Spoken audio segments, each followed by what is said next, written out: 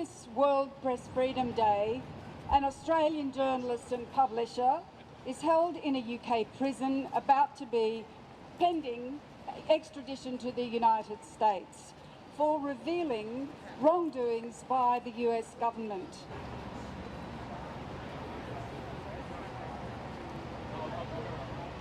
You cannot expect for one moment that Julian Assange would get a fair trial in the United States. Not only that, you cannot expect that a person should be taken to the United States for upholding what is a fundamental value in Australia, freedom of the press, freedom of speech. Of years who looked after country, looked after the environment, and whose wisdom needs to be listened to, and whose... Ecuador, in order to get an IMF loan, sold Australian citizen Julian Assange for money. In order to get a loan, they sold an Australian citizen for money. This is an outrage.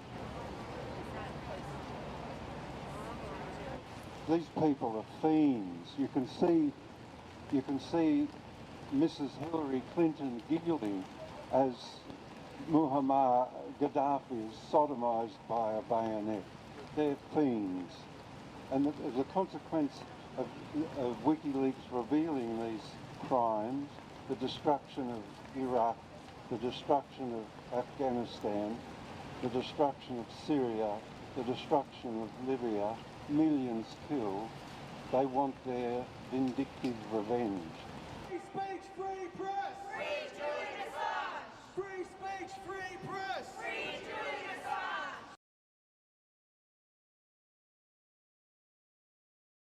It's a common problem that the United States exercises extraterritorial kidnapping of those that have businesses that they want to grasp or want to keep out of their market, and journalists or anybody who says things that offends or is against or exposes their policies.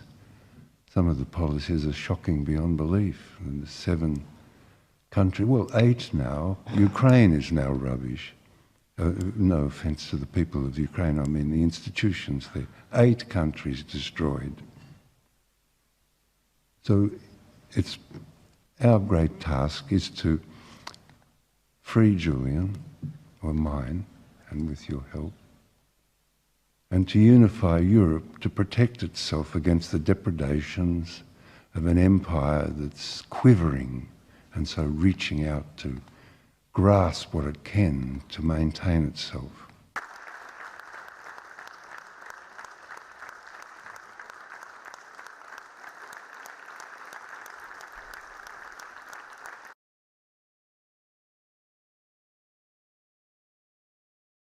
Familiarity with the work of Mr. Assange. I do.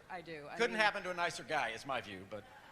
Well, look, I think it is clear from the indictment that came out. It's not about punishing journalism. It's about assisting the hacking of the military computer to steal information from the United States government.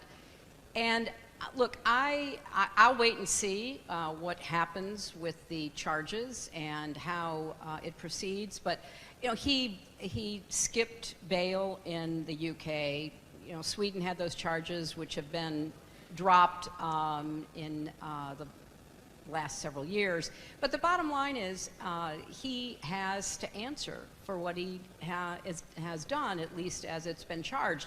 I do think it's a little ironic that he may be the only foreigner that this administration would welcome to the United States. In the courts of law in the UK has nothing to do with the law books. It's a political procedure, a very serious one that affects all of us. So I just wanted to leave you with this, to the reminder that when you think about Julian Assange, you must think about him in the right context. He is a political prisoner. He is a political prisoner on European soil, and we have all a duty and responsibility to everything in our power to save him and save his life. Thank you.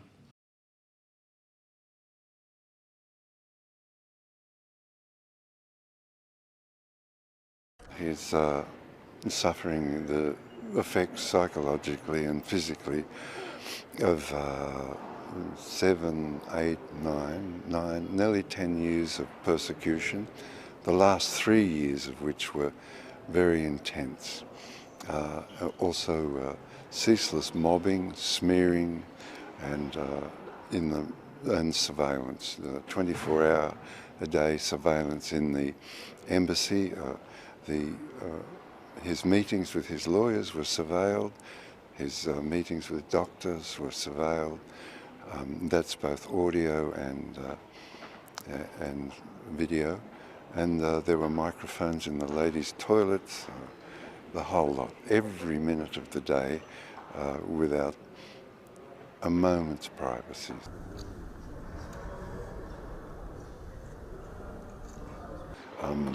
Being placed in a Belmarsh maximum security prison, a grade B maximum security prisoner, 2 visits a month, no access to your defence materials, no access to a computer, limited access to books, in a space of 3 metres by 2 metres, and with nobody to speak to, is torture.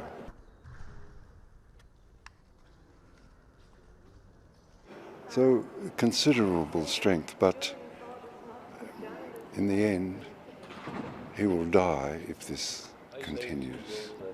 He will die.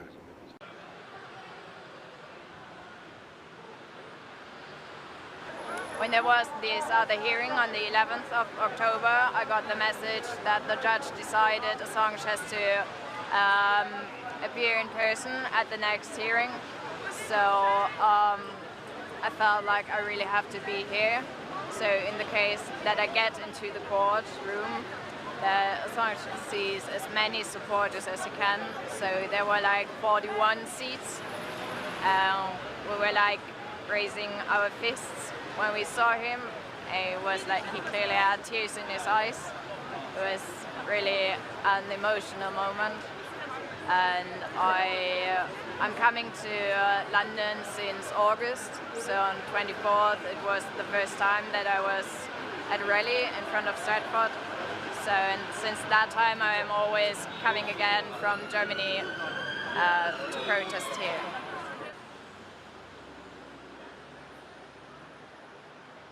Well, they took Julian out of Belmarsh in his isolation.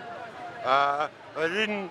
The judge, Barisma, refused to consider his conditions under which he's being held, and his rights as a remand prisoner are being ignored and overruled, and they are thinking of moving the main trial in February to Belmarsh Court, which only has 5 seats for the public. Today, as far as I know, 8 journalists were turned away from the press bench, as it were, and there were insufficient public seats as well. Obviously, it's another case in a very, very, very long and drawn-out extradition process, and they don't mind if it takes another 10 years, as long as he's in prison. 9 years on, the quest to get Julian Assange before a Swedish judge is definitively over. This Swedish prosecutor says she won't proceed with an investigation into a rape allegation made in 2010 after a review of the evidence. After the complementary investigation conducted over the summer and the beginning of autumn, it's now clear the oral testimony in support of the statement given by the plaintiff has weakened. This is primarily because a long time has passed since the event took place. Memories fade for natural reasons. The Deputy Chief Prosecutor said the complainant's evidence was deemed credible and reliable, but Julian Assange, now 48, has always denied the allegations. Back in 2012, when Sweden was trying to get him extradited, Assange skipped bail in London and sought asylum in the Ecuadorian embassy. All along he insisted he'd cooperate with the Swedish legal system, but said he feared being sent on to the US, where he might face the death penalty. It really is the most extraordinary compendium of war that has ever been released during the time of a war. He'd been criticised by US officials after Wikileaks published secret cables relating to the wars in Iraq and Afghanistan, passed on by Chelsea Manning, a former US soldier who spent 7 years in jail for the leak. In May of this year, Julian Assange was removed from the Ecuadorian embassy and arrested. He was later jailed for 50 weeks for breaching his original bail conditions. He's now in this high-security prison in London while the UK government considers a US extradition warrant. Assange faces allegations of conspiring to hack into a classified computer at the Pentagon and could potentially face a jail sentence of up to 175 years. His legal team insist he simply acted as a journalist and say his health is seriously deteriorating in jail. On Tuesday, Assange briefly appeared at a London court via video link, but full extradition hearings start in February.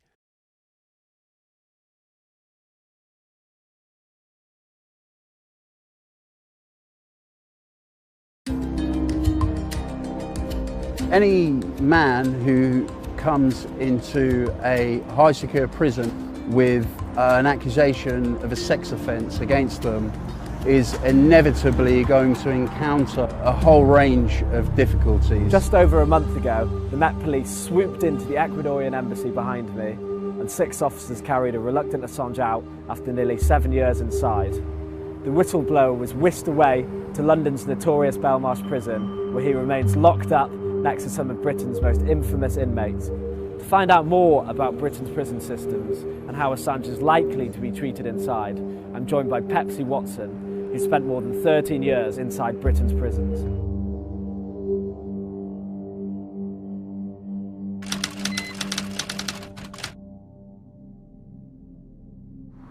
What I would say to that question is prisons in England have always been these kind of dark, hidden away places, hidden away from the public, where bad things happen, deaths, suicides, abuse, and that can be covered up and has been covered up over the past decades and over the past years gone by. So I would say that it hasn't been blown up. Belmarsh is a high secure prison which holds dangerous men and which has had notorious previous inmates, people like Lee Rigby's killers, Ian Huntley, Ronnie Biggs, the great train robber, Charles Bronson, England's longest serving prisoner, and they're bad men and they're dangerous men. When one of Lee Rigby's killers came here, he was in an altercation with prison officers which resulted in his teeth being knocked out. So bad things do happen in HMP Belmarsh, yeah.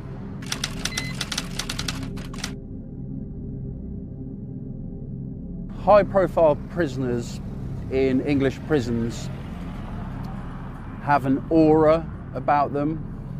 They carry with them into the prison landings an aura where everybody's talking about them on the landing, the prison officers are talking about them, the prison officers are going home to their wives and partners and talking about them.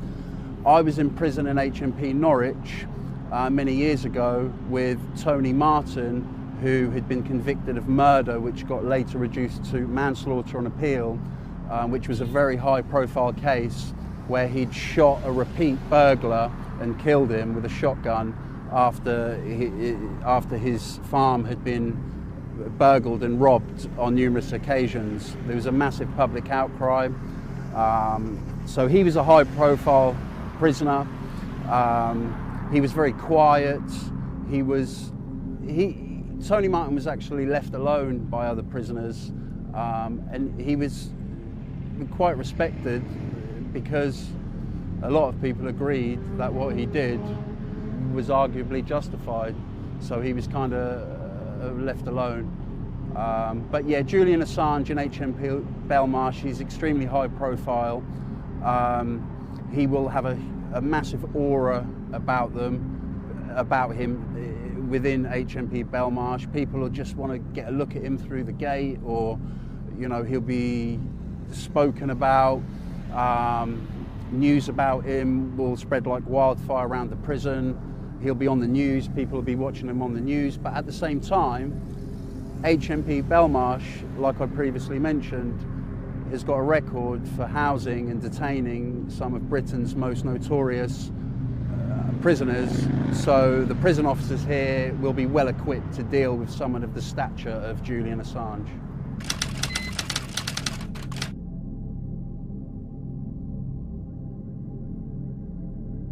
Oh, potentially, absolutely, yes. Any man who comes into a high secure prison in England with an accusation of a sex offence against them is inevitably going to encounter a whole range of difficulties. The prison mentality, the pack mentality, the kind of prison, land in unofficial laws and rules kind of dictate that anybody who comes in for an alleged sex offence, even if they haven't been found guilty, will be facing abuse, potential attacks. I would say that because of how high profile Assange is, I would expect him to be housed on the HSU here, which is the high secure unit, where he won't have too much interaction with other prisoners. I think other prisoners who are savvy and well educated on current affairs and politics and such like, it potentially won't be too much of a big deal, because those kind of prisoners perhaps could maybe read between the lines as to the background of this, potentially trumped up rape charge. But other kind of prisoners who are maybe younger, got something to prove, could potentially target Assange for having a rape charge.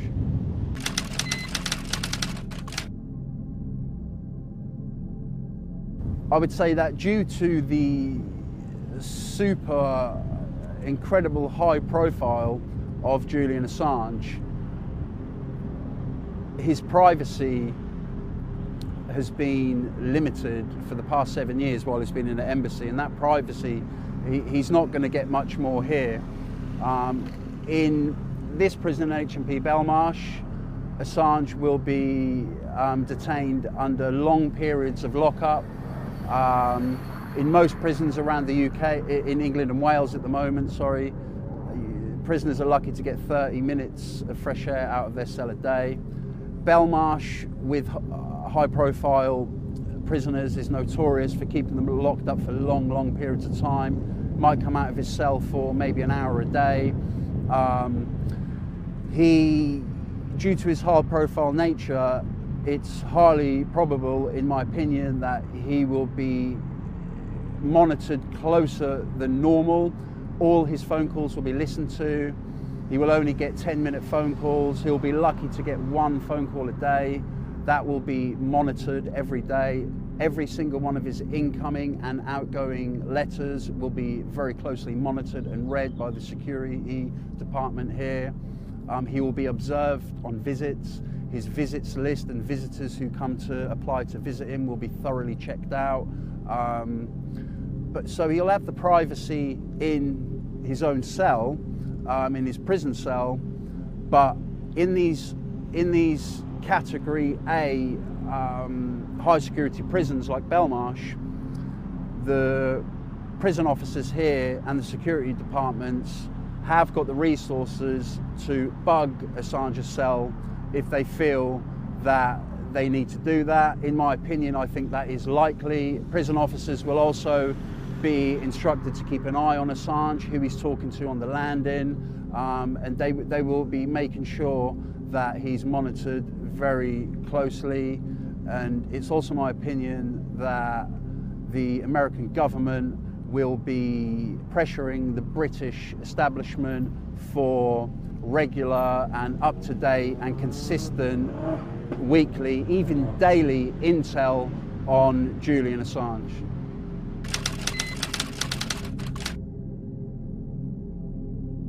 Prolonged periods of isolation in solitary confinement has a catastrophic impact on a person's mental functioning.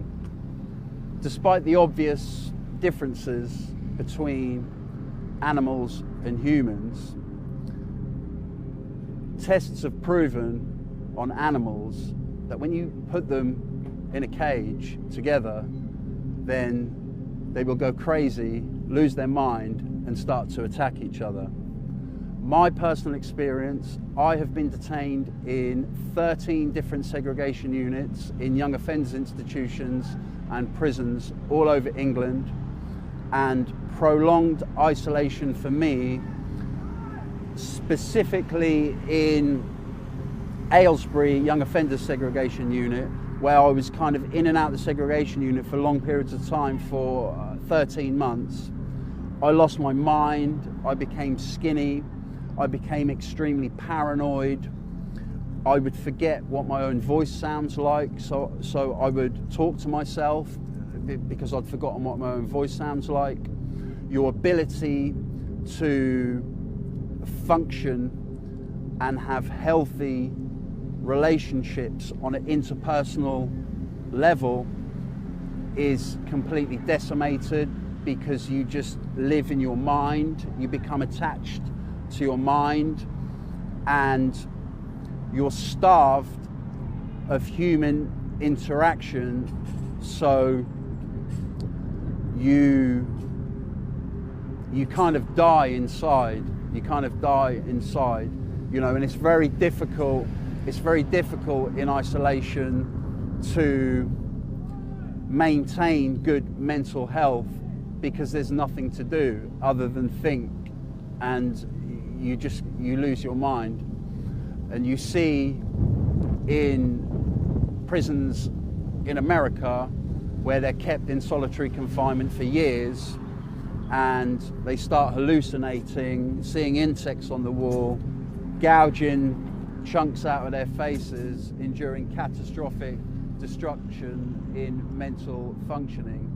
With Julian Assange, it's likely that he could end up in isolation. The long periods of bang up, even on the unit that he's in, is arguably isolation if he's only coming out for 30 or 40 minutes a day.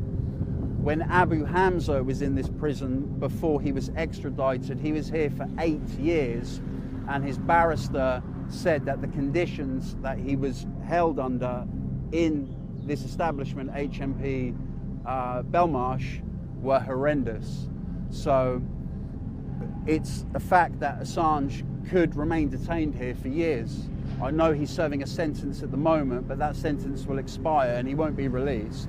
He'll be detained here and he will go through a long, lengthy process where he's fighting extradition to the United States. So isolation, solitary confinement will be a part of Assange's near future, and he's going to have to find a way to cope with that and hang on to his mental health, and that's going to be a huge challenge for him.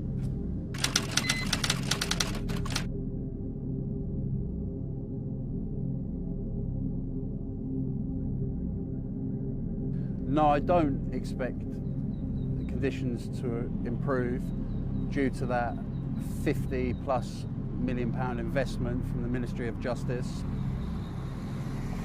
The £50+ million investment from former Prisons Minister Rory Stewart and current Justice Secretary David Gauke is a classic example of what can only be described as symptom resolution, which we consistently see from successive failing elected British politicians who are absolutely clueless about the criminal justice system.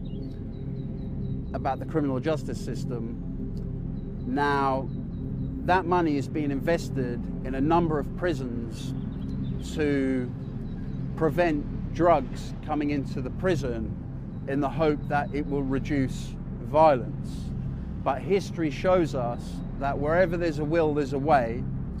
Prisoners are very clever, very smart, and if they shut down specific avenues to get drugs into the prison, the authorities, then prisoners will just find other ways in a short period of time to get the drugs into the prison. So that money is a waste. Any investment, any significant investment of that kind of monetary figure of 40, 50 million, in my opinion, needs to be invested in updating the dilapidated communications and technology systems in all of the failing prisons in England and Wales, so that the up-to-date and accurate flow of information, positive and negative, about each prisoner between all the multidisciplinary teams and individual professionals working with said prisoner during their time in custody and post-release. And that is how you protect the public, and that is how you ensure that prisoners who remain dangerous remain in custody, and only the prisoners that are safe to be released are released. Obviously, it's been very difficult to see Julian here, and to make our way through the prison to get to him was quite shocking and difficult. He does not deserve to be in a supermax prison. He has never committed a violent act. He's an innocent person. He hasn't access to a library, computer, any information. He's really cut off from everybody. He hasn't been able to speak to his children. And public support is very important. Fundraising is very important. He needs all the support he can get. Justice will depend on public support. And he's a good man. He's an incredible person. I love him. I can't imagine what he's been going through. And to see him was good to see him. It was great to see him, but this is just misrule of law in operation. It is absolute shock. He's sacrificed so much to bring the truth out, and we deserve the truth. And that's all I can say. I'm sorry, I feel sick. I feel nauseous. We need to save his life. That's how serious it is.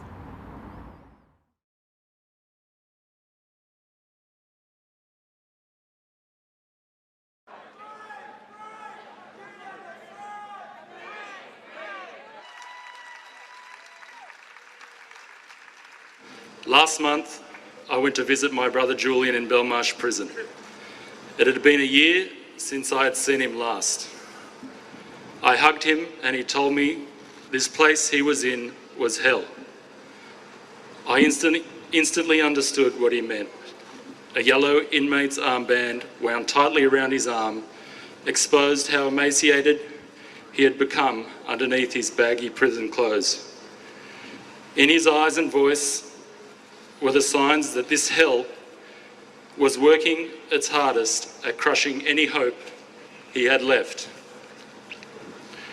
This visit we didn't laugh. There was nothing to laugh about. I held back tears as I realised this could be one of the last times I see him.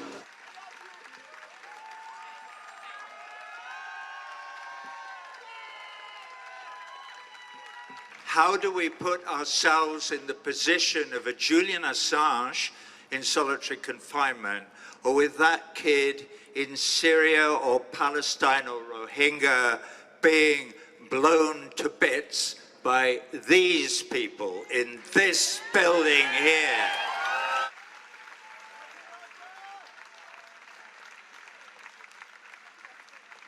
It's called empathy. And it is the most valuable thing that any human being can possess in their lives. And the reason that it's so valuable to all of you here, me, John, everybody involved in any of these movements, is because it brings us joy. Free Julian Assange! Good man. Thank you.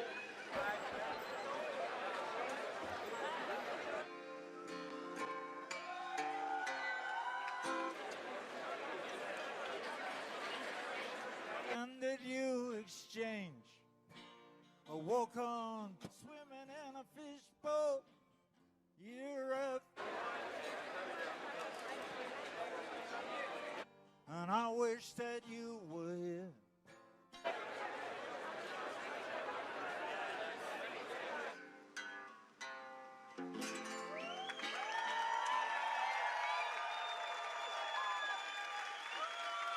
Thank you so much. Julian Assange, we are with you. Free Julian Assange!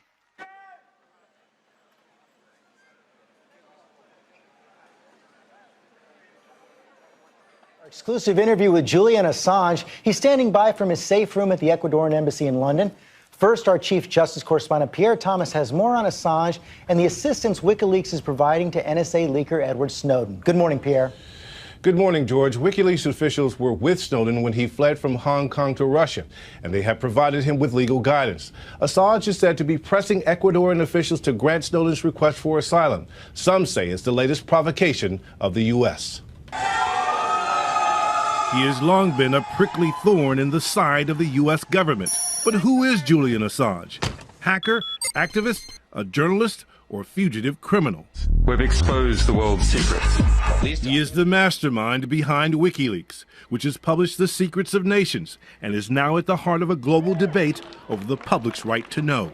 The WikiLeaks organization published hundreds more internal government documents. Assange has embarrassed the powerful and revealed top-secret information about U.S. and other government activities. A bunch of bodies laying there. But at what cost? It puts people's lives in danger, threatens our national security. Now the man who has been on a crusade to expose what he believes is wrongdoing faces accusations of his own. You have no right to arrest Julian Assange! For more than a year, he's been holed up in the Ecuadorian embassy in London, where he sought refuge to avoid possible criminal charges. And today, WikiLeaks and Assange are standing shoulder to shoulder with perhaps the most damaging leaker of them all, Edward Snowden, the fugitive former government contractor who went public with top-secret information about some of the crown jewels of the intelligence community. Some U.S. officials say, make no mistake, these leaks have serious consequences, that the terrorists are changing the way they communicate because of these disclosures. People may die as a consequence of what this man did. It is possible the United States will be attacked because terrorists may now know how to protect themselves in some way or another that they didn't know before. Does that concern you at all? Well, look, we've heard this rhetoric. I myself was subject to precisely this rhetoric 2-3 years ago, and it all proved to be false. And we had this terrible discussion about, which even exists in some of the tabloid press today, about WikiLeaks causing harm. But not a single US government official, no one from the Pentagon, no one from any government says that any of our revelations in the past 6 years has caused anyone to come to physical harm. And the revelations by Snowden, I mean, these are even more abstract. Have you spoken to Mr. Snowden, and are you confident he's safe right now? Publishing. Our legal people have been in contact with Mr. Snowden. I can't say anything about the present situation, but you know, the United States cancelled his passport. Joseph Biden, the day before yesterday, personally called President Correa, trying to pressure him. That's not acceptable. Asylum is a right that we all have. It's an international right. The United States has been founded largely on accepting political refugees from other countries and has prospered by it. Mr. Snowden has that right. Ideally, he should be able to return to the United States. Unfortunately, that's not the world that we live in, and hopefully another country will give him the justice that he deserves. Edward Snowden's father has spoken out. He fears that you and WikiLeaks are manipulating his son, and he said that, quote, I think WikiLeaks, their focus isn't necessarily the Constitution of the United States. That's a concern for me. How do you respond to Edward Snowden's father? Well, he didn't say that. He said might be. Mr. Snowden's father, as a parent, of course he is worried in this situation. Every father would be worried in this situation. We have established contact with Mr. Snowden's father's lawyer to put some of his concerns to rest. But I mean, this isn't a situation that that WikiLeaks is in charge of, if you like. This is a matter for states at a very, very serious level to understand and sort out and behave responsibly. Because we've had some experience in the past with publishing, with attacks and political rhetoric from the United States, with asylum and so on. And I have a personal sympathy for Mr. Snowden. We did what we could and will continue to do so. You have put yourself in the middle of this. And help him through. And I want to ask a further question on that. Glenn Greenwald has said that no matter what happens to Snowden, his secrets, the secrets that he's taken, will get out. How? And does WikiLeaks have possession of those secrets right now? Look, there is no stopping the publishing process at this stage.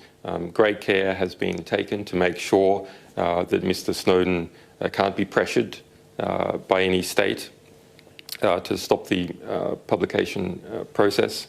I mean, the United States, by cancelling his passport, has left him for the moment marooned in Russia. Is that really a great outcome by the State Department? Is that really what it wanted to do? I think that's every citizen has the right to their citizenship. To take someone's principal component of citizenship, their passport, away from them is a disgrace. Mr. Snowden hasn't been convicted of anything. There are no international warrants out for his arrest. To take a passport from a young man in a difficult situation like that is a disgrace. He is a hero.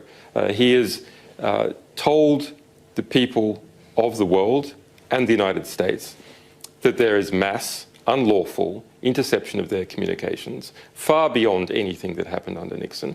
Obama can't just turn around like Nixon did and said, it's okay if the president does it, if the president authorizes it. That's not what he's saying, but sir, he has also broken the law. And let me bring that now to him. Is that still your goal, and what did you mean by that? I didn't say that, and there is no such email. It was quoted in Time magazine in December 2010. Yeah, well, I mean, Time magazine. But it's very interesting that you raise such a thing like that. You know, we are in a situation where we have these extraordinary revelations that are causing great embarrassment to a new national security state that is arising in the US. It's not just the US, similar national security states are rising in other countries. But it is trying to evade democratic will. It's treating Congress like a bunch of fools. And we saw Clapper up there lying, bold-faced lying to Congress. We have secret interpretations of the law. What does the law mean if there's secret interpretations in secret courts? We have Bradley Manning's trial continuing tomorrow. A young man, a good man, as far as anyone can tell. Motivations are entirely political, as far as anyone argues. Same with Snowden. Being put through this meat grinder, where a new precedent is trying to be set, which is communicating with the press, is committing espionage. And it's not just a precedent that's been trying to be set on these whistleblowers. It's a precedent that's trying to be set on journalists and publishers as well. We saw that in the case Assange, you're being James given Rosen safe harbor by the Ecuadorian government. The Korea administration has been admonished by human rights organizations for restricting press freedoms, prosecuting journalists. The Inter-American Press Association calls its new media law, quote, the most serious setback for freedom of the press in the recent history of Latin America. So does it make you uncomfortable to be harbored by a government that goes after journalists, and do you see a double standard there? Well, these accusations are largely blown up. There are, of course, all sorts of problems in any particular country. But why are they being spoken about? What has happened here is a mass revelation of illegal transnational spying by the National Security Agency, the collection of the communications records of every single person in the United States, laying out the entire community structure of the United States. And these sort of attempts are merely a mechanism to try and shift ground. But, you know, go to CPJ, Committee to Protect Journalists in New York. It lists the number of journalists in Ecuadorian prisons, 0.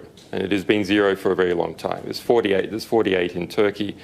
So we've got to keep things in some kind of perspective. There's no allegation that Ecuador is Ecuador is involved in mass transnational surveillance or assassination programs.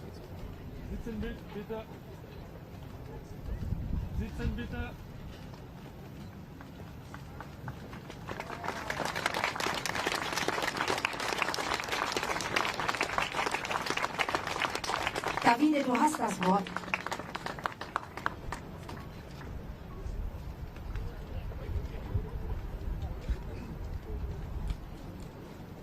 As an artist and a general citizen, I feel I have a duty to defend freedom of speech and expression. The role of an artist in this world has always been, since ancient times, to act of narrating one's own world and improving it. Perhaps to indicate a new vision linked to man and his fundamental values. Art, in the broader sense, is such when it makes us question our existence by showing us a new direction.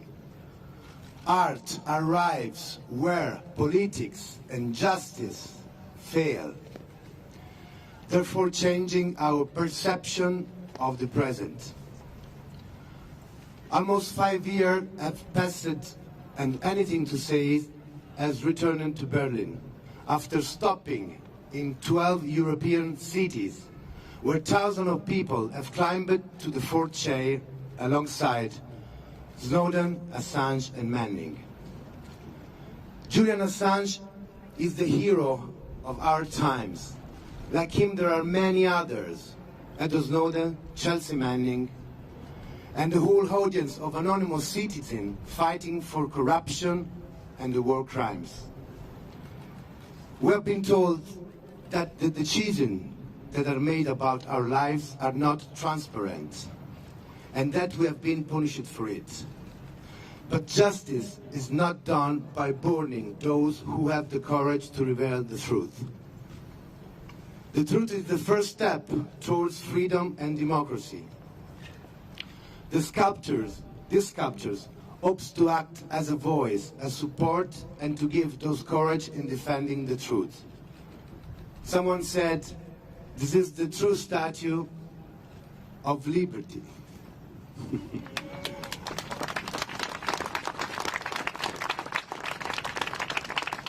Anything to say is a springboard for all. Not for only for those of political or religious belief. Not only for a single country, but for everyone. And this is why it reached every single corner of the world so successfully. This work attempts to be a monument for the people, This work attempts to be a monument for the hope of a possible future, perhaps utopian one, but it's worth trying for us and the future generation. Each of us in our small way can do something to begin to understand, to inform ourselves on the world around us is not only a right, but is an act of resistance to decide what world we want to live in.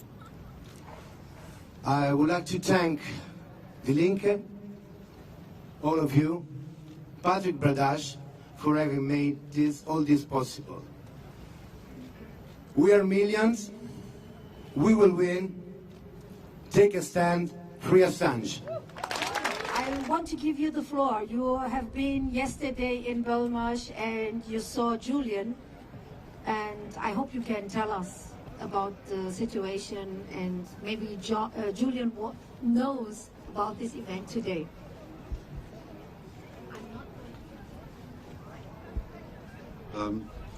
Thank you. I saw Julian yesterday afternoon.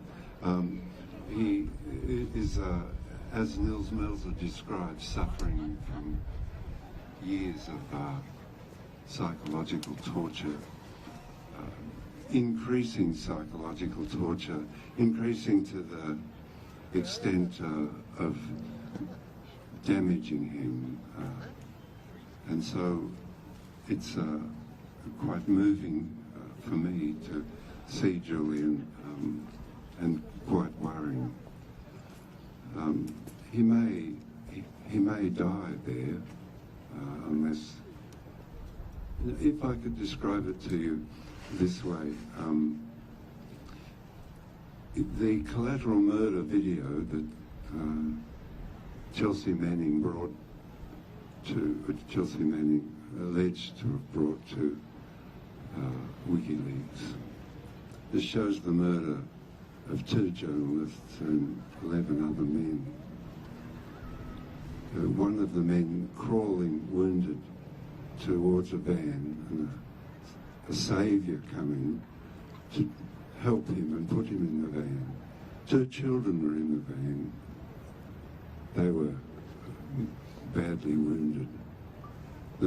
The saviour was murdered. The wounded man was murdered. This is a war crime you can see.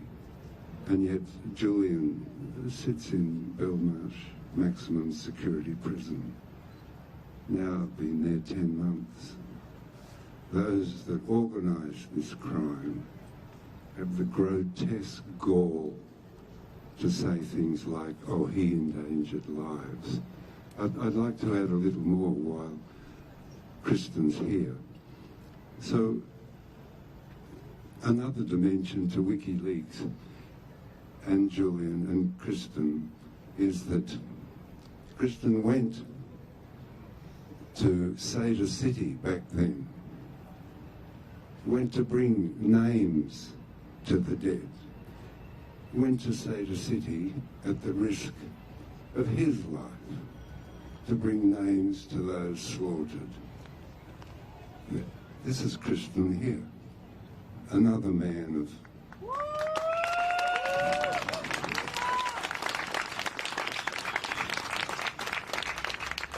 so you can see there's 5 men as great examples to us of courage. So thank you very much, and I'm sure that the welling up from us for justice for Julian, a great cause, a great task for us, will bring about his freedom. Thank you. And welcome. It's been reported that WikiLeaks, your baby, has, in the last few years, has released more classified documents than the rest of the world's media combined. Can that possibly be true? Yeah, can it possibly be true? It's a worry, isn't it? That the rest of the world's media is doing such a bad job that a little group of activists is able to release more of that type of information than the rest of the world press combined. How does it work? How do people release the documents, and how do you secure their privacy? Well, so these are, as far as we can tell, classical whistleblowers, and we have a number of ways for them to get information to us. So we use this state-of-the-art encryption to bounce stuff around the internet to hide trails, pass it through legal jurisdictions like Sweden and Belgium to enact those legal protections. We get information in the mail, the regular postal mail, encrypted or not, vet it like a regular news organization, format it, which is sometimes something that's quite hard to do when you're talking about giant databases of information, release it to the public, and then defend ourselves against the inevitable legal and political attacks. So you make an effort to ensure the documents are legitimate, but you actually almost never know who the identity of the source is. That's right. Is. Yeah, very rarely do we ever know. And if we find out at some stage, then we destroy that information as soon as possible. God damn it.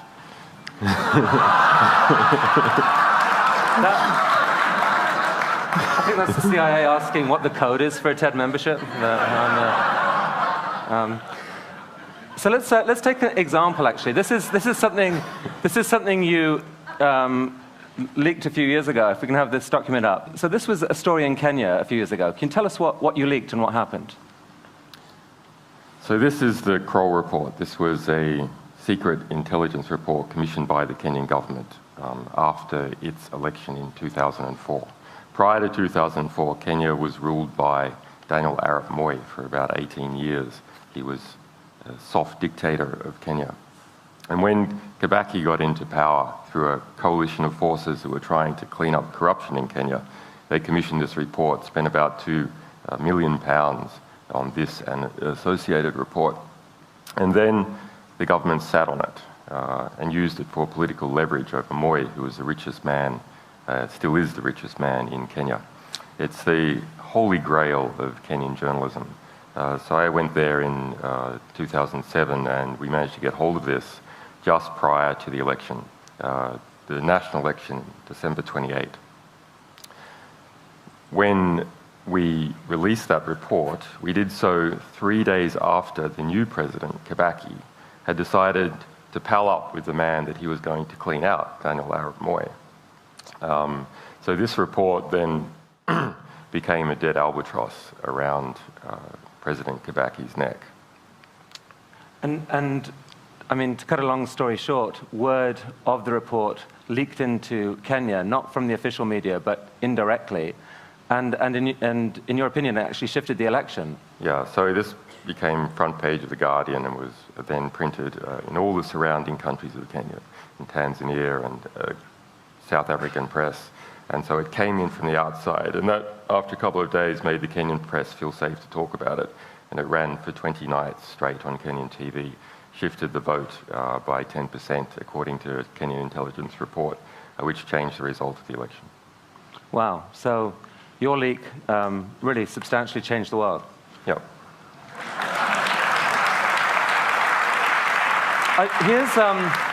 We're going to just show a short clip from this Baghdad airstrike video. The video itself is longer, but here's a short clip. This is intense material, I should warn you.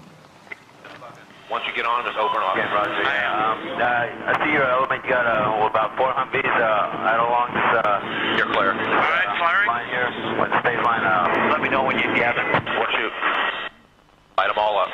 002 traffic, 260. Come on, fire. Hey, Roger. Keep shooting. Keep shooting. Bushmaster, 2-6. Bushmaster, 2-6. We need to move time now. All right, we just engaged all 8 individuals. Yeah, we got 2. We're still firing. Roger. Got him. 6 is a 2-6. We'll move, but we got 13. Oh, I'm sorry. Well, I was bypass. God damn it, Kyle. All right. I hit him by head. So, what was the impact of that? The impact on the people who worked on it was severe. We ended up sending 2 people to Baghdad to further research that story. So this is just the first of 3 attacks that occur in that scene. I mean, 11 people died in that attack, right, including 2 Reuters employees? Yeah, 2 Reuters employees, 2 young children were wounded. There were between 18 and 26 people killed altogether. And releasing this caused widespread outrage. What was the key element of this that actually caused the outrage, do you think? I don't know. I guess people can see the gross disparity in force. You have guys walking in a relaxed way down the street, and then a Apache helicopter sitting up at 1 kilometre firing 30mm cannon shells on everyone, looking for any excuse to do so, and killing people, rescuing the wounded. And there was 2 journalists involved who clearly weren't insurgents because that's their full-time job. I mean, there's been this US intelligence analyst, Bradley Manning, arrested, and it's alleged that he confessed in a chat room to have leaked this video to you, along with 280,000 classified US embassy cables. I mean, did he? Well, we have denied receiving those cables. He has been charged about 5 days ago with obtaining 150,000 cables and releasing 50. We have released early in the year a cable from the Reykjavik US Embassy, but this is not necessarily connected. I mean, I was a known visitor of that embassy. I mean, if you did receive thousands of US Embassy diplomatic cables... We would have released them. Yeah. You would? Yeah. Because? Well, because these sort of things reveal what the true state of, say, Arab governments are like, the true human rights abuses in those governments. If you look at declassified cables, that's the sort of material that's there. So let's talk a little more broadly about this. I mean, in general, what's your philosophy? Why is it right to encourage leaking of secret information? Yeah, well, there's a question as to what sort of information is important in the world. What sort of information can achieve reform? And there's a lot of information. So information that organizations are spending economic effort into concealing, that's a really good signal that when the information gets out, there's a hope of it doing some good. Because the organizations that know it best, that know it from the inside out, are spending work to conceal it. And that's what we've found in practice, and that's what the history of journalism is. But are there risks with that, either to the individuals concerned or indeed to society at large, where leaking can actually have an unintended consequence? Yeah, not that we've seen anything we've released. I mean, we have a harm minimization policy. We have a way of dealing with information that has sort of personally identifying information in it. But there are legitimate secrets. You know, your records with your doctor, that's a legitimate secret. But we deal with whistleblowers that are coming forward that are really sort of well motivated. So they are well motivated. And what would you say to, for example, the parent of someone whose son is out serving the US military, and he says, you know what, you've put up something that someone had an incentive to put out. It shows a US soldier laughing at people dying. You know, that gives the impression, has given the impression to millions of people around the world that US soldiers are inhuman people. Actually, they're not. My son isn't. How dare you? What would you say to that? Yeah, we do get a lot of that. But remember, the people in Baghdad, the people in Iraq, the people in Afghanistan, they don't need to see the video. They see it every day. So it's not going to change their opinion. It's not going to change their perception. That's what they see every day. It will change the perception and opinion of the people who are paying for it all. And that's our hope. So you found a way to shine light into what you see as these sort of dark secrets in companies and in government. Light is good. But do you see any irony in the fact that in order for you to shine that light, you have to yourself create secrecy around your sources? Not really. I mean, we don't have any WikiLeaks dissidents yet. We don't have sources who are dissidents on other sources. Should they come forward, I mean, that will be a tricky situation for us, but we are presumably acting in such a way that people feel morally compelled to continue our mission, not to screw it up.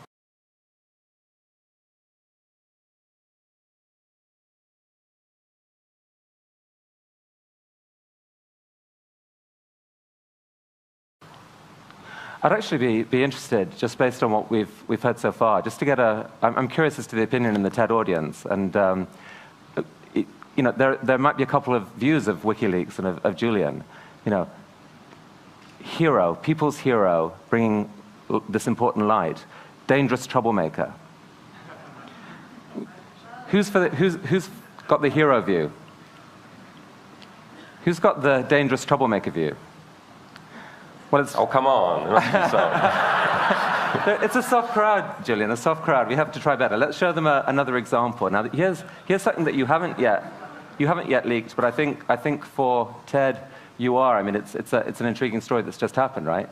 Yeah. What is this? So this is like a sample of what we do sort of every day. So late last year, in November last year, there was a series of well blowouts in Albania, like the well blowout in the Gulf of Mexico, but not quite as big. And we got a report, a sort of engineering analysis into what happened, saying that in fact security guards from some rival various competing oil firms had in fact parked trucks there and blown them up. And the Albanian part of the Albanian government was in this, etc., etc. And the engineering report had nothing on the top of it. So it was an extremely difficult document for us. We couldn't verify it because we didn't know who wrote it and knew what it was about. So we were kind of skeptical that maybe it was a competing oil firm just sort of playing the issue up. So under that basis, we put it out and said, look, we're skeptical about this thing. We don't know, but what can we do? The material looks good, it feels right, but we just can't verify it. And we then got a letter just this week from the company who wrote it, wanting to track down the source. Saying, hey, we want to track down the source, and we were like, oh, tell us more. What document is it precisely you're talking about? Can you show that you had legal authority over that document? Is it really yours? So they sent us this screenshot with the author in the like Microsoft Word ID. Yeah.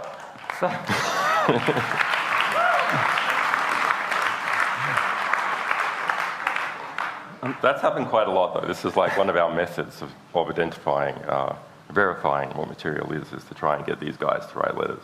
Yeah. Have you had information from inside BP? Yeah, we have a lot, but I mean, at the moment, we are undergoing a sort of serious fundraising and engineering effort. So our publication rate is, over the past few months, has been sort of minimised while we're re-engineering our back systems for the phenomenal public interest that we have. That's a problem. I mean, like any sort of growing startup organisation, we are sort of overwhelmed by our growth, and that means we're getting enormous quantity of whistleblower disclosures of a very high calibre, but don't have enough people to actually process and vet this information. So that's the key bottleneck, basically journalistic volunteers and or the funding of journalistic salaries. Yeah. Yeah, right. And trusted people. I mean, we're an organisation that is hard to grow very quickly because of the sort of material we deal with. So we have to restructure in order to have people who would deal with the highest national security stuff and then lower security cases. So help us understand a bit more about you personally and how you came to do this. And I think I read that as a kid, you went to 37 different schools. Can that be right? You know, my parents were in the movie business and then on the run from a cult. So the combination between the two. I mean, a psychologist might say that's a recipe for breeding paranoia. What, the movie business?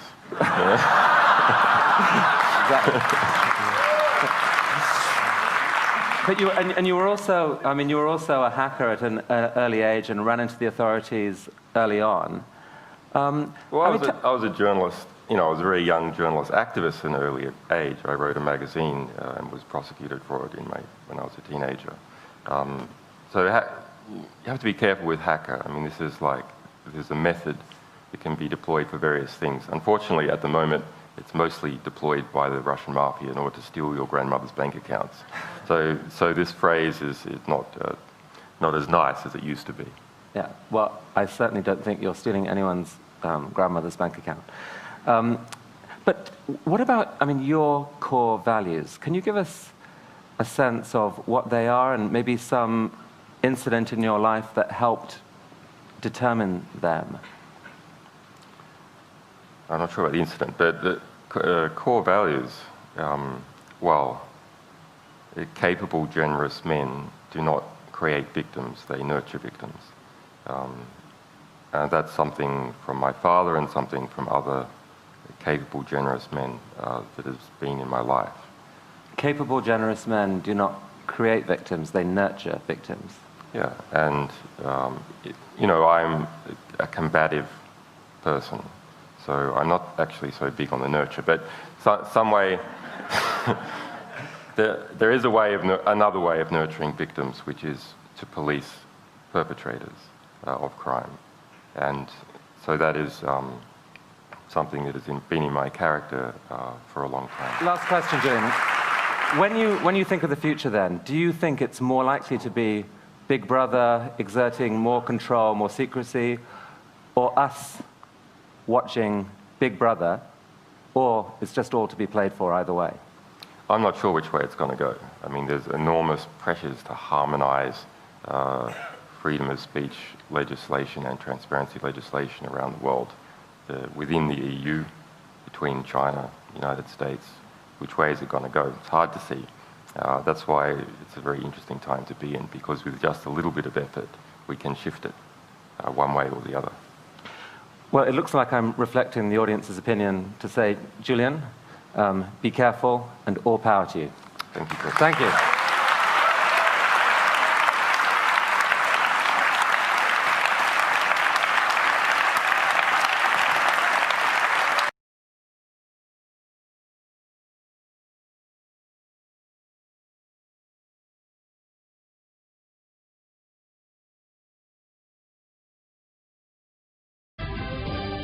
And welcome back to Hannity. So in a recent interview with the New York Times, WikiLeaks founder Julian Assange had some harsh words for Hillary Clinton and the mainstream media. Let's take a look.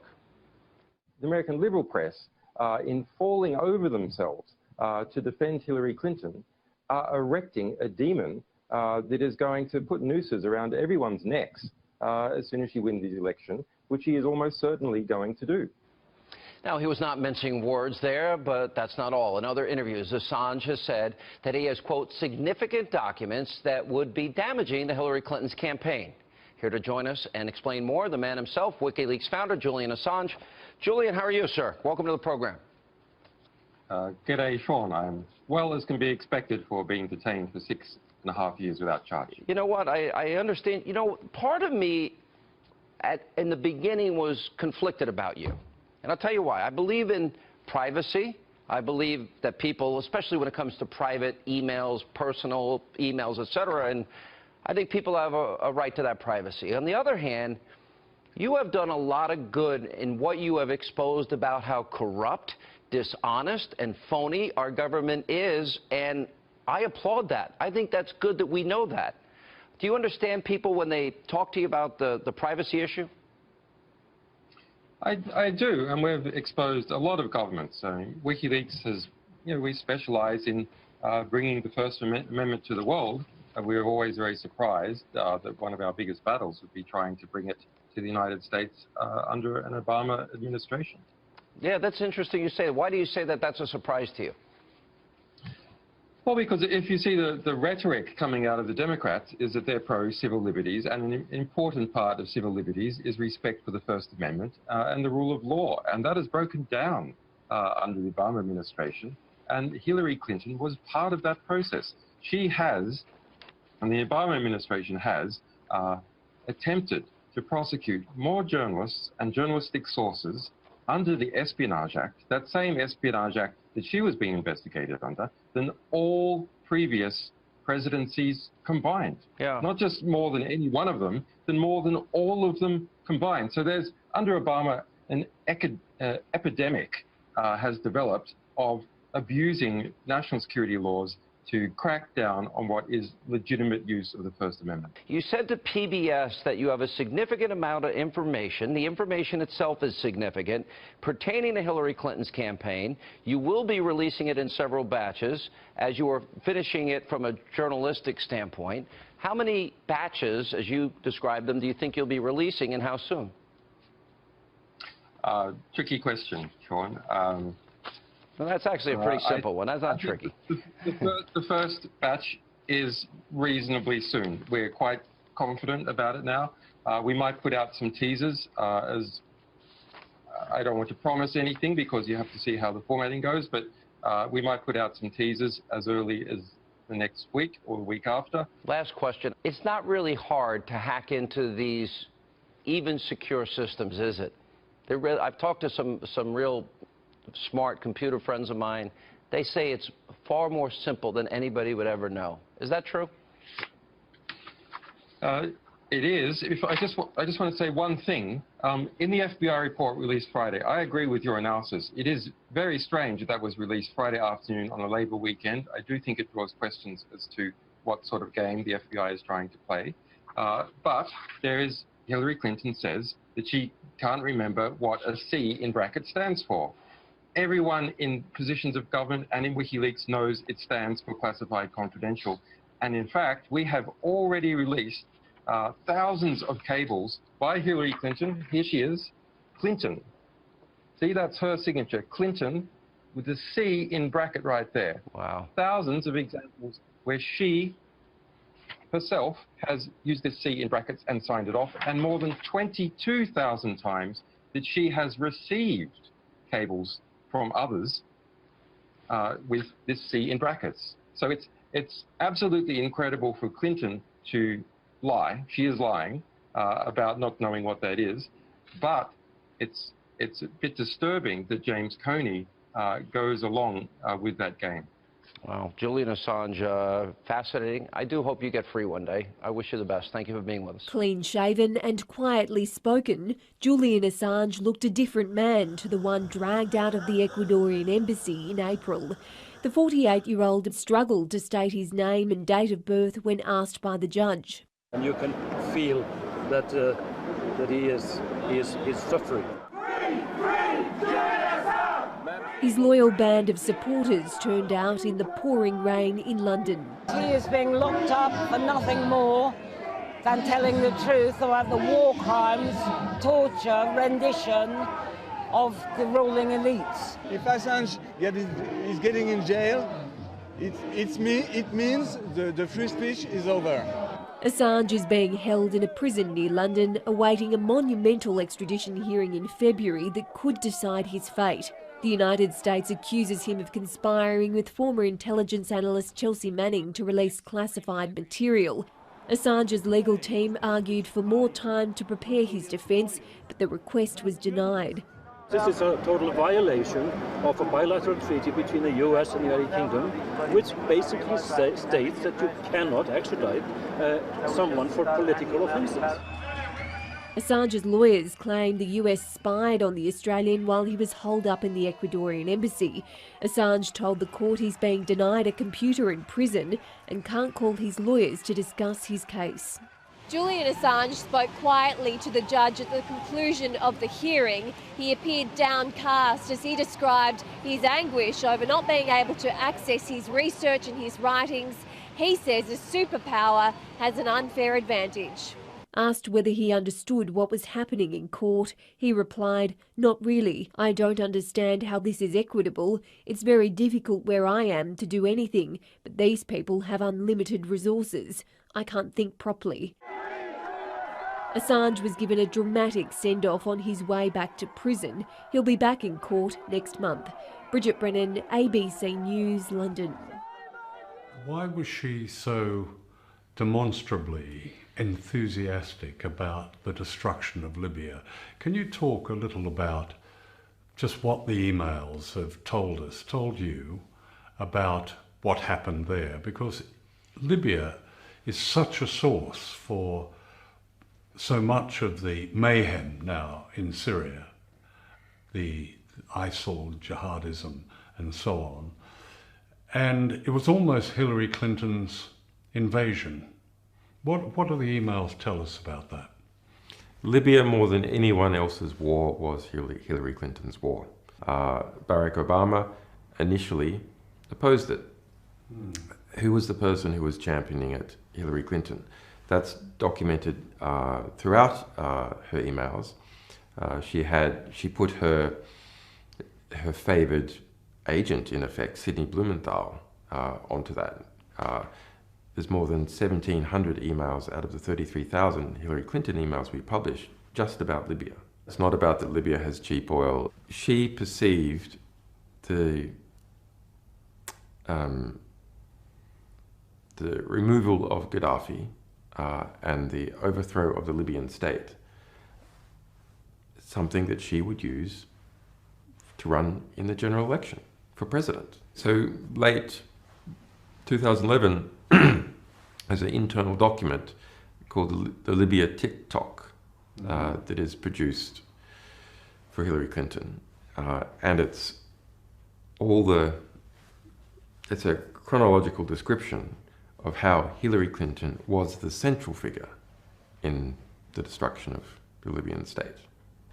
As a result, there was around 40,000 deaths within Libya. Jihadists moved in, ISIS moved in. That led to the European refugee and migrant crisis, because not only did you have people fleeing Libya, people then fleeing Syria, destabilization of other African countries as a result of arms flows. The Libyan state itself was no longer able to control movement of people through it. Libya faces onto the Mediterranean. And so it had been effectively the cork in the bottle of Africa. So all problems, economic problems, civil war in Africa, previously people fleeing those problems didn't end up in Europe because Libya policed the Mediterranean. And that was said explicitly at the time, back in early 2011 by Gaddafi. What do these Europeans think that they're doing, trying to bomb and destroy the Libyan state? There's going to be floods of migrants out of Africa and jihadists into Europe, and that is exactly what happened. British police have arrested the founder of the Wikileaks website, Julian Assange. Dragged the Wikileaks founder out of his sanctuary after the Ecuadorian government. Wikileaks played a role not just as a publisher, they had become a conspirator. This was an act that would solicit revenge. An independent, untarnished truth seeker that exposed shadowy practices. Hello, I'm Richard Gisbert, and you're at The Listening Post. Here are some of the media stories that we're covering this week. Out of the embassy and heading for the courts, Ecuador pulls the plug on Julian Assange. What lies ahead for him and WikiLeaks? Malaysia's 1MDB scandal is one of the world's biggest cases of government corruption. It took a while, but journalists finally got the story out. And a coup in Khartoum after chants of a revolution go viral. When it comes to media personalities and stories about the news and journalism, there are few that come bigger than Julian Assange and WikiLeaks. And this past week, there have been developments. After nearly 7 years at the Ecuadorian embassy in London, Assange was dragged out of the building by British police in response to an extradition request from the United States. Assange stands charged with a conspiracy to commit computer intrusion. We will be speaking with a WikiLeaks editor, Christian Hrabson, in a few moments. But first, some detail on the charges and the timing of Julian Assange's arrest. This arrest was a long time coming. For years, Julian Assange said that Washington was building a case against him, working towards his extradition to the U.S. for publishing classified Defense Department documents on the wars in Afghanistan and Iraq. Come on, fire! And State Department documents and emails, the so-called diplomatic cables that exposed the ugly side of American foreign policy. This past week, Assange was proven right. However, the indictment released by the U.S. Department of Justice does not, as many predicted, charge Assange under the Espionage Act for publishing classified information. Such a prosecution would have opened the door to criminal investigations of other news organizations, including mainstream media outlets that published WikiLeaks' material. Instead, the DOJ has charged Assange under the Computer Fraud and Abuse Act, accusing him of proactively helping his source, Chelsea Manning, log into Defense Department computers to get the documents in question.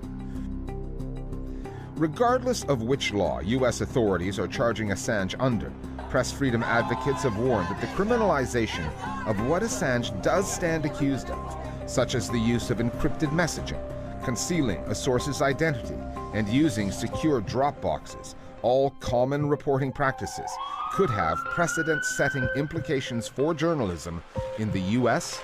and beyond. Julian Assange, thank you very much.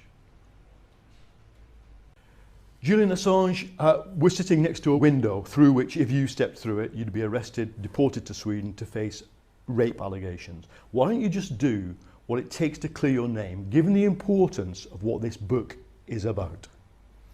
Well, I'm glad you bring up that question, because there's a lot of misinformation in the media. In fact, the situation here is that I have been given political asylum in response to a political asylum application, which all Europeans have the right to make. That political asylum application is in relation to a very serious, ongoing, pending criminal prosecution in the United States for the contents of this book. So there's 5 charge types involved: espionage, conspiracy to espionage, conspiracy, computer hacking, Computer Fraud and Abuse Act, and general conspiracy. And that's an attempt to engulf not just me, but Wikileaks as an organisation, those conspiracy charges. My alleged co-conspirator, Chelsea Manning, has been sentenced to 35 years in a military prison. Very serious situation. Upcoming appeal this year. Now, in relation to Sweden, there's a case that started in Sweden, completely paused for 5 years now, after the initial US case started. That case is formally at the stage of a, quote, preliminary investigation. There has been no movement in 5 years. I haven't been charged. I have already been previously cleared in that case. Neither Sweden nor the UK will promise to me or to the government of Ecuador not to extradite me to the United States. The UK says it will arrest me anyway, even if the Swedish case dissipates. And the UK also refuses to confirm or deny whether there's already a US extradition warrant for me here. The UK will arrest you whether or not the rape charge sticks? There's no charges. I haven't been The allegation? charged. That's correct. But you're saying the UK has threatened to arrest you for the American side? The UK says formally that it will arrest me regardless of what happens with Sweden, because it says that it was an offence for me to come in here in the first place when I was under house arrest. Okay. And you basically could put us all out of our misery by simply answering the allegation in Sweden, couldn't you? Well, for the past 5 years, it is Sweden who has refused to take my statement, refused to take it while I was in Sweden. I'm not Swedish, I'm Australian. While I was visiting Sweden to give it a lecture about the Swedish involvement with the US forces in Afghanistan, that's when this was initially made. I was cleared, completely cleared, and this case was then resurrected through the involvement of a politician, now notorious, Claes Borgström, after his intervention. So I offered my statement in Sweden, I offered my statement here. It's normal European process, and it hasn't occurred. Let's talk then about the book. It details from an academic point of view, these are academics writing in it, what the impact of WikiLeaks was on US foreign policy and US diplomacy. And looking at it, the question just emerges, cui bono? Who benefited from WikiLeaks? And isn't it obvious from here that the people who benefited largely were bad guys? The Russians, the Islamic terrorists, the people America was fighting benefited from what you did. That's the allegation. Well, there's an allegation actually that in terms of, we've published a lot of material, more than 10 million documents, now more than 2.7 million cables. The initial Cablegate release had 251,000 very serious documents, but we've now published 10 times that amount. No, it is an interesting question. Some commentators say that it has been the US that has benefited the most from the destabilization or attempts to change government that has occurred in the Middle East. Because to be clear, you trace an element of a causal link between the release of the original Cablegate through to the Arab Spring, where people were using that intelligence as arguments for the overthrow of Ben Ali and for Mubarak. Yep. Well, that's what academics do in Tunisia and Amnesty International and so on. The release of the cables potentiated a critique within Tunisia. Eventually, Mohammed Abbouzi came and committed suicide. That was the sort of the human spark that condensed it, and it started to spread. But they had very interesting effects early on in the Egyptian revolution. But if we pull back and think what we have a very interesting situation in world affairs where you have a popular uprising that frays the existing order within a country and create space for something new. Now, left to the domestic forces alone, that seems to produce reasonably good results. So we see those reasonably good results in Tunisia, for example.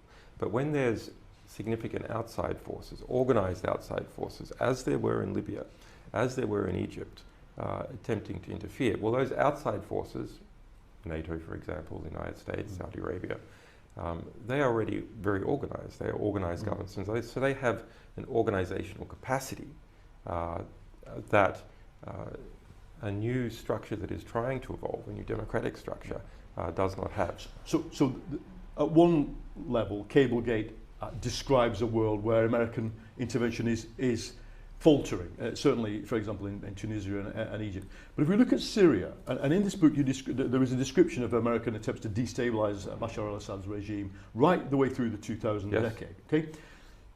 Syria now cannot be described as a kind of textbook outcome of American diplomacy. It's just a hellhole. And only this week we learned that 2 British citizens were killed by a British drone strike. If you had the docs, the intel on that drone strike right now, would it be in the public interest to release it in the way you released WikiLeaks? Absolutely. You would. So it would make future drone strikes impossible. We'd have to see the actual material, but if it falls into your lap now on a CD, what do you do with it? Well, we get together, a bunch of experts and publishers. We do what we normally do and publish it. Redacting what? Well, our policy is we will occasionally redact material for human rights grounds, but only for a limited period of time. This is a very clear policy, and we've fulfilled it. It might be clear, but why? You look at Snowden and the Snowden intelligence. This program, the program we work for, has used and seen Snowden intelligence, which we've always used in an incredibly redacted and, I would argue, responsible way. Why don't you do that? Well, it's a question about responsible to whom.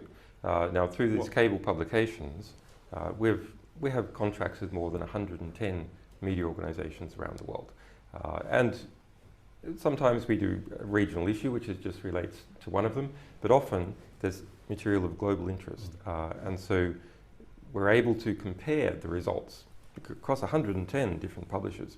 And what we see is extensive abuse of the redaction process for political purposes, because of fears of libel suits and so on. The other fear, though, is that people who want to kill us are empowered by the unredacted intelligence.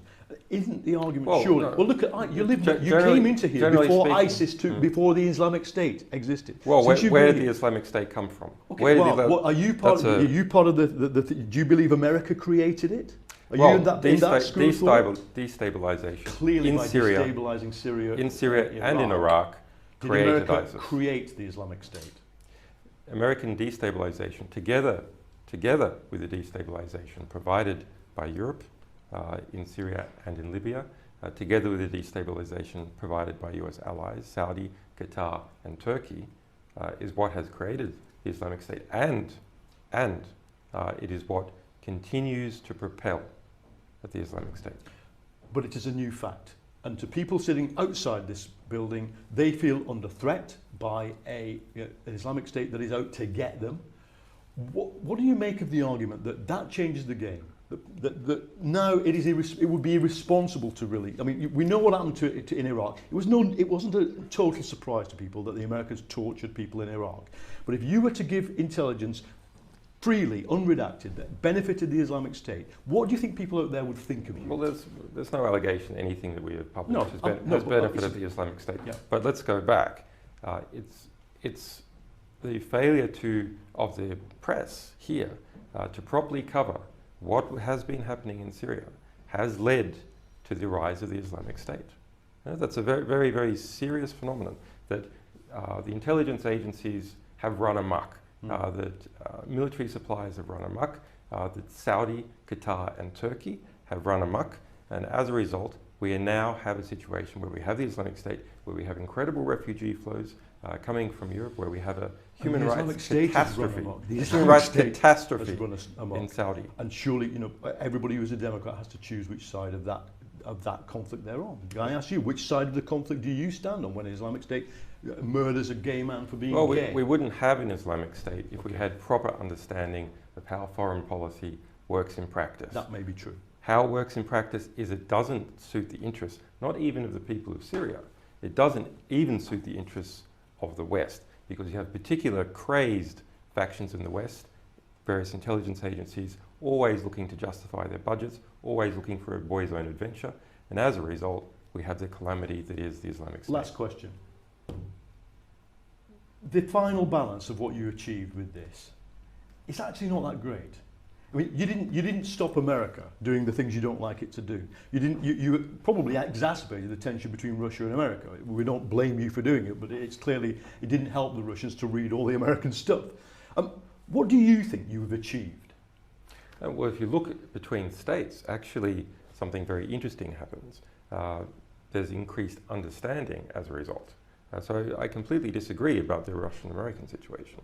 There's cables from 2008 showing Russia talking about its red lines, showing that it believes there's going to be a civil war between East and West Ukraine, for example. And at the same time, the Russians can see what the American concerns and views are about Russia. That's documented in there, as is largely how the present situation in Syria came to be, what US involvement is in Europe and the ICC, how the US has tried to subvert the ICC completely subvert the ICC under Bush and co-opt it in a more subtle way under Barack Obama. These are incremental changes to the world order. Was it worth, we know that the case against Chelsea Manning is an allegation, it's the way you always describe it. Was it worth putting a US private into solitary confinement and detention for 35 years, even for what you think you achieved? That's not something that I can answer. That's only something that Chelsea Manning can answer. That's only something Chelsea Manning can answer. But the allegation there is that he was betrayed by a US journalist. Nothing to do with WikiLeaks. No, but WikiLeaks is part of the movement that wants to do these things. Is it worth it, given the human cost to you, to her, to Snowden? That's not really, I don't think that's really a question. We have engaged in a very serious work. We have published an archive now of more than 10 million documents about history, but also about our present. Now, human beings and civilization can only be as good as its understanding of the reality that it has to make decisions about. So this is a very basic principle that people either believe in education, that education is important, or they don't.